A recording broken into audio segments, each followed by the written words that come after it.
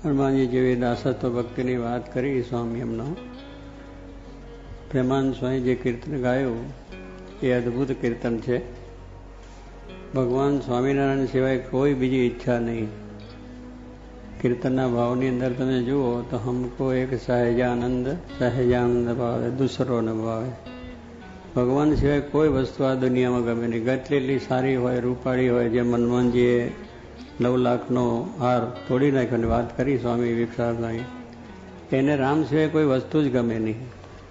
વાત કોઈ સાંભળવી ગમે નહીં. ભગવાનની જ વાત હોય તો સાંભળે ને સાંભળે નહીં. આપણે તો લોકોનું કેટલું સાંભળ્યા કરીએ.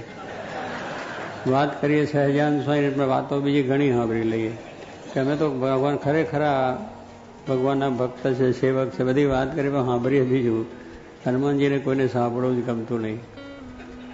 એટલી બધી એમની દ્રઢતા હતી. એમ પ્રેમાનંદ સ્વામીને 500 સંતો, મુક્તાનંદ સ્વામી વગેરે સંતોના કીર્તન ગાઓ તો એમને પણ એક જ ભાવ હતો કે મહારાજ સ્વામી દ્રષ્ટિ, બીજી કંઈ નહીં. આ જગતમાં ગમે એટલા સુખ મળે, અષ્ટ સિદ્ધિ 9 નિધિને પણ કંઈ એના ઘડી હિસાબ ના ગણ્યો, મુક્તિ પણ ના જોયેલો. એટલી બધી વાત કરી આની અંદર કે ભગવાન સિવાય અમારે આની પણ જરૂર નથી. આપણે તો જરા થોડું થઈ જાય તો ભલે હવે ભગવાન છે તો બીજા અવતાર થશે, પણ અત્યારે તો આપણે આ લાભ દુનિયાનો લઈ લો.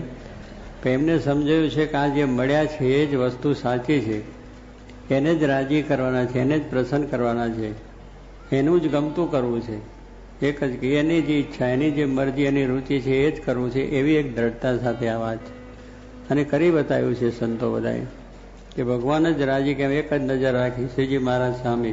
દુનિયાની કોઈ વસ્તુ સામે સાજી, માન થયું, અપમાન થયું હોય, સુખ થયું હોય, દુઃખ થયું હોય, ગમે એટલા પ્રસંગો જીવનમાં આવ્યા તો પણ મહારાજ સ્વામી દ્રષ્ટિ રાખી, બીજું કાંઈ નહીં.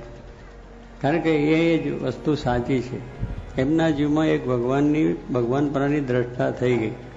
એ પછી ગમે તે ચરિત્ર કરે, એ ગમે તે બોલે, ગમે તેવું કરે તો પણ એની કંઈ શંકા નહીં. એના થકી સુખ છે, એના થકી શાંતિ છે. આપણે જરા બોલ્યું ને કંઈ આગું પાછું થયું હોય તો એ મૂકીને હાલતા થઈએ કે આ વળી આમ બોલે છે ને આમ બોલે. પછી મહારાજ કેટલી વખત કંઈ બોલ્યા છે, કંઈ બોલ્યા છે, પણ એની એ વિચાર નહીં.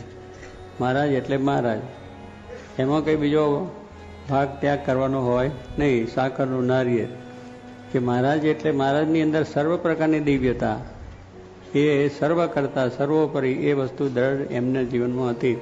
ત્યારે જ એમને કહ્યું કે હમ તો એક સહજાનંદ ભાવે, દૂસરો કોઈ વસ્તુ ગમે નહીં. ભગવાન સિવાય કોઈ વસ્તુ છે. અને ખરેખર આપણા જીવનમાં ભગવાનને ભગવાનના ભક્તો જે આપણે થયા છે એના જીવનમાં તો એક દ્રઢતા રહેવી જોઈએ. વ્યવહાર બધો જ કરીએ, વ્યવહાર બધો થાય એનો વાંધો નથી. દાદા ખાચરે કરતા હતા, અમરીશ રાજાએ કરતા, જનક રાજાએ કરતા હતા, પર્વતભાઈ કરતા હતા, અળ વાંકતા હતા અને બધું જ કરતા હતા. એટલે આવા બધા ભક્તો થઈ ગયા છે. અને ગોરધનભાઈ શેઠ આપણા મોગરોળવાળા એ બી વેપાર કરતા હતા. શિવલાલ શેઠ પણ કરતા હતા, પણ એનું દ્રષ્ટિ ભગવાન સામી હતી કે બીજું કાંઈ નહીં, કરે ખરા પણ એની સાથે બીજો કોઈ એમ વિચાર નહીં કે આ ભગવાન કરતાં અધિક વસ્તુ છે, ભગવાન કરતાં અધિક વહાલું આ વસ્તુ છે એ કંઈ નહીં. સંસાર વ્યવહાર કર્યો, કામકાજ કર્યું, પણ એક જ દ્રષ્ટિ કે ભગવાન સંત એ જ આપણા સાચા છે. તો દ્રષ્ટિ એવી રાખી એમ. એટલે એ જ વાત એનો આપણે તો બધી ઘણી વાતો સાંભળીએ અને એમાં આપણે રસબસ થઈ ગઈએ. એમાં વળી જો કોઈની નિંદાને કુથલીને બીજું ત્રીજું હોય તો વધારે રસ લઈએ. પણ એ તો ચોખ્ખી ના છે. અહીં કે છે હડતાલ પાડી દેવાની છે અને ડાયવર્જન કરી દેવાનું હોય, પણ એને બદલે સાંભળીને અંદર ઓતપ્રોત થઈએ. જ્યારે અમને તો બીજી વસ્તુ જ ન ગમે, સાંભળવું જ ન ગમે. એટલી બધી દ્રઢતા એ આપણા કીર્તનના ભાવની અંદર છે. અને એ પ્રમાણે બધા ભક્તોની મેં વાત કરી. એમ ગોરધનભાઈ પણ હતા, વેપાર હતો તો પણ મહારાજ કંઈ વેપારની અંદર શું, ઘરેથી એક વખત પણ ધોવા માટે નાહવા માટે જાય ને કપડાં આપણે ધોવા માટે લીધા.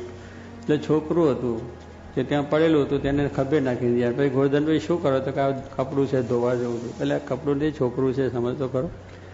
એટલે એટલું બધું એમની વૃત્તિ ભગવાનમાં ચાલે એમ. બીજું કંઈ ખબર જ ના પડે શું થાય છે ને શું નહીં. એટલી બધી એમની બહાર દ્રષ્ટિની પણ અંતરદ્રષ્ટિ મહારાજ સન્મુખ રહેતી હતી. હાકર આપીને મીઠું આપ્યું તો મીઠું ખાઈ ગયા, બધું હરખું કે બે હરખું એમને. લો આપણે તો થૂ નાખી અક્કલ વગરનો બોડવો જેવો, ખબર નથી આ લાવ્યો તે લાવ્યો. પછી એને ભગવાન અંબારીને એ ખાઈ ગયા ને એ ખાઈ ગયા કહેવાનું. એટલે એટલી દ્રષ્ટિ ભાઈની દ્રષ્ટિ જુઓ આપણે શિવલાલ શેઠની.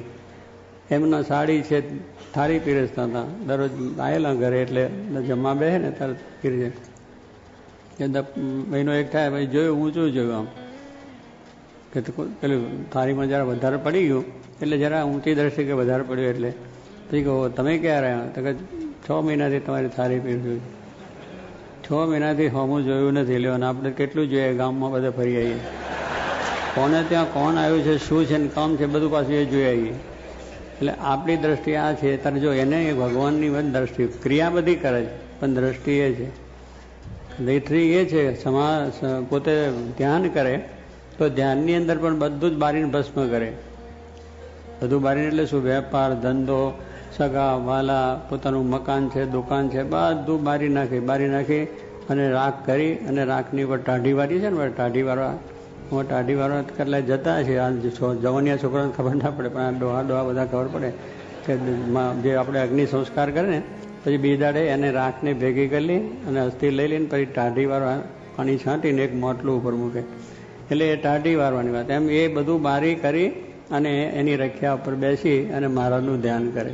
શ્રીજી મહારાજનું કહો આ બધું. પછી એમના બાપ એટલે શિવલાલા, શું તું તને તારું ધ્યાન છે બહુ સારું, તને શાંતિ, મને કે બાપા તમારા કામનું નથી, તમારા વ્યવહારમાં ચિત્ત છે.